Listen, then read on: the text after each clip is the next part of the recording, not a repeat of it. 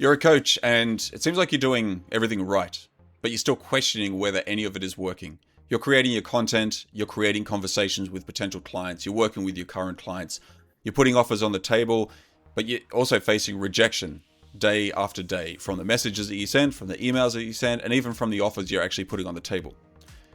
And when you get to this point, it feels like you're hitting a wall where you're questioning your ability, your skills, whether you can actually grow in your business. So you've been there, or maybe you're there now. I've been there many times myself, probably more times than I'd care to admit as well. Setbacks are always going to be inevitable. No matter what you do in your business, no matter what you plan for, some type of setback is going to happen. A setback could be in the form of you've just signed a new client, waiting for the money to come into the bank, then they pulled out and their money disappears overnight. A setback could be a family life emergency, which is going to require all your attention and focus for a either short or a long period of time. A setback could be you just wake up one day, your energy is low, you're burnt out, and you're just struggling and you don't want to do anything. So no matter what it is, a setback is inevitable. It's going to come from somewhere, and life has a very, I don't like to say funny, but an interesting way of throwing you a curveball when you least expect it. Hence, it's a curveball. And when you're doing everything in your business all by yourself as a solopreneur, maybe you've got a VA or one or two people that is helping you a little bit, but essentially you have to do everything yourself. You have to serve all of your clients. You have to create all of your clients. You have to write out all of your content. You have to engage with that content. You have to do your outreaches. You have to face potentially daily rejection with people saying no to a conversation or no to the offer that you're putting on the table. All of that is energy draining. Everything that you're doing requires some amount of energy. So when your energy is put into all those things and your energy is low and no matter what you do, things aren't landing, that's when you can hit a wall. And that's when you start to pull back. And the hardest part about all of this is that you're a coach. This is the type of thing you help your clients with on a day-to-day basis. But when it comes to doing it for yourself, that's a completely different thing. It may not seem it at the time, but when your energy is low, when you're starting to get burnt out, when you really slam into that wall with all the output that you're doing, all the energy that you're putting into your business, all the energy that you're putting into your clients, when you hit a wall after all of that output, this takes a huge toll on you personally, mentally, and it takes a huge toll on your business too. This is not something that's just uncomfortable. This is actually very costly for your business. And it's important to understand why this matters for you. Because if you don't understand it, you'll struggle to put things into place to prevent you hitting those walls. The main thing is that when you're a coach and you're running on empty, you are literally running on fumes. You start to avoid the next needle movers, the next big activities, the next things which are going to move your business forward. You start to avoid things which are going to project you into that next level and push you through some massive growth. And the longer your energy levels being low, or the longer you're stuck at that wall, the further away your next level gets. The harder it is to get into the tasks that require your immediate attention. You won't ever get to a place where you're making more money than you actually need, simply by waiting for motivation or waiting for that type of confidence. You get there by knowing what to do when you hit that wall. Let's just reel it back for a little bit, because I think it's important to think about what you're actually working towards. One of the biggest challenges I see with a lot of coaches is that they are making money to cover the expenses that they've currently got. Very rarely are they in a position where they're making more money than they actually need. For them, that's the next level. Being able to not just make more money, but have more money than almost they know what to spend it on. Getting to a point where they have almost too many clients, or have more clients than they've ever had before. But more importantly, being able to handle that level of income, handle that number of clients, being able to handle the work that comes with all that. And this can be a really scary thing to think about, because when you start thinking about getting to that stage, this brings a whole nother level of potential anxiety, because you've never had it before, so you don't really know what it's going to be like. So you can put energy into thinking about whether or not you're going to be able to handle it, which is added on top of all the other energy draining activities which you're currently doing. So the cost to you when you actually hit that wall is significantly more than it should have been if you'd thought about it before and if you'd done something prior to it. So that's what I wanted to do in this video, because I think it's very important to think about this stuff before it actually becomes a problem. So I have 3 steps for you to take. If you're in that position right now where you feel like you're about to hit a wall, or you have hit a wall and you're just stuck and you just don't know what to do, your energy levels are low, there's some things going on, you put a lot of output in there, but things just aren't moving forward, and it just feels like, yeah, I've hit this wall right now, I don't know what to do, then this is going to help. Step 1 is just to give yourself a break. And I don't mean a holiday. I don't mean getting away for a while. I just mean a moment to take stock.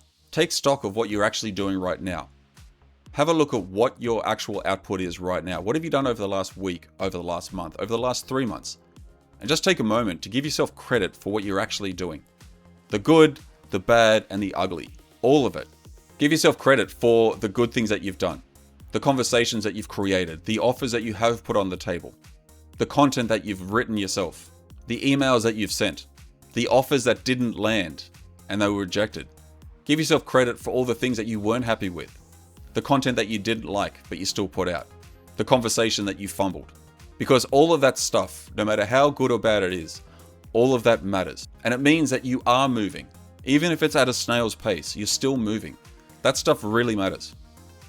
And giving yourself that credit for what you're doing, rather than beating yourself up about what you're not doing or what didn't work, is a positive reinforcement to the work that needs to come next. Step 2 is to take a good, long, hard look in the mirror. When you feel like you've hit a wall, it can be very easy to blame yourself for everything and never feel good about the things that you've done. And the first step gives you the opportunity to start feeling good about it.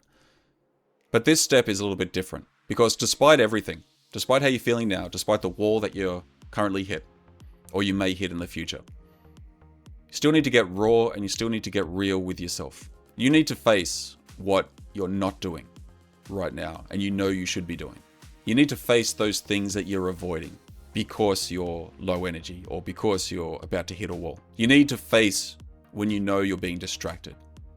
You need to know when these things that feel productive but are just distractions, you need to bring those to the surface and recognize them, because that's a type of avoidance which is putting you off from the real high priority, high needle mover work.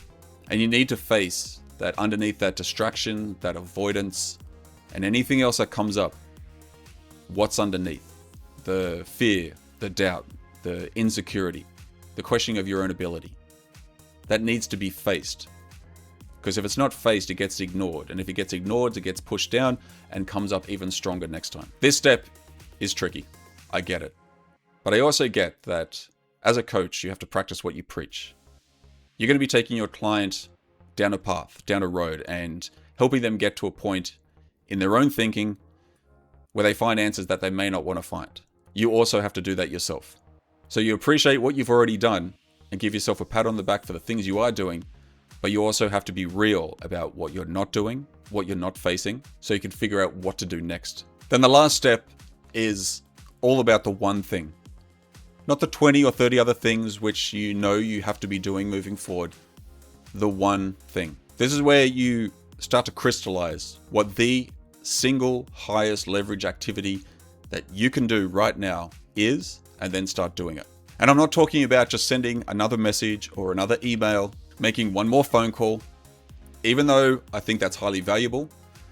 I'm talking about the thing that you've been avoiding the most. The thing that if you stepped into it today would change something significant for your long term. The thing that will project you into your next level. The thing that will make everything else fall into place. The thing that will make you operate at a much higher level. And only you can answer this one. It's different for everyone. But you need to work out and decide what that one thing is. What do you really need to do right now? Whether it's within yourself, whether it's an action out there, but what's the one thing that you need to do right now that's going to move the needle forward? So we've gone through a process. We've acknowledged what you're currently doing. You're facing what you're not doing and what needs to change within inside yourself. And you've worked out exactly what you need to do next to move you forward to that next level. And when you go through these steps, things can happen for you really fast. It's not that things start to just get easier.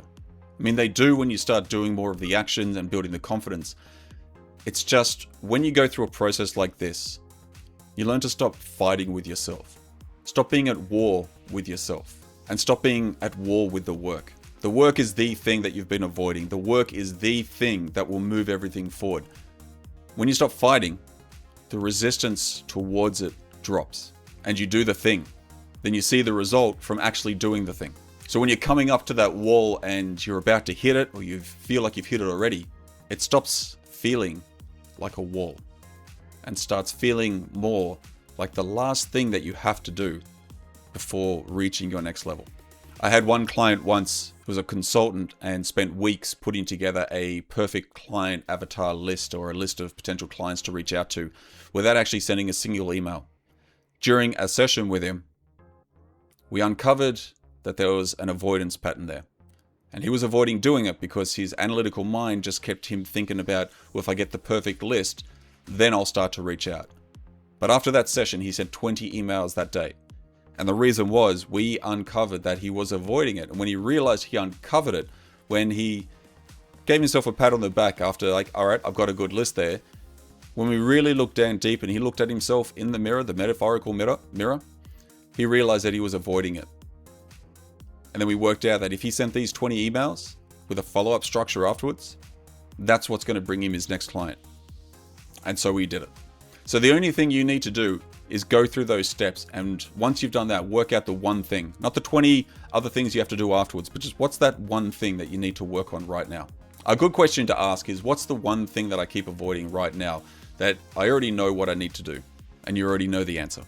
If you are a coach right now and you've hit that wall, or you feel like you're about to hit that wall and you want some help with it, then there is a link in the description below. You can book in a call and we can have a chat.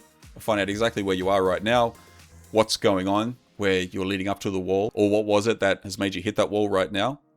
And we can talk about it, work through it. And if you enjoyed the video, I'd really appreciate it if you liked it. Subscribe to the channel if you haven't already, and hit the notification button so you let YouTube know that you like the content and ideally see more of it. Thanks again, and I'll see you in the next one.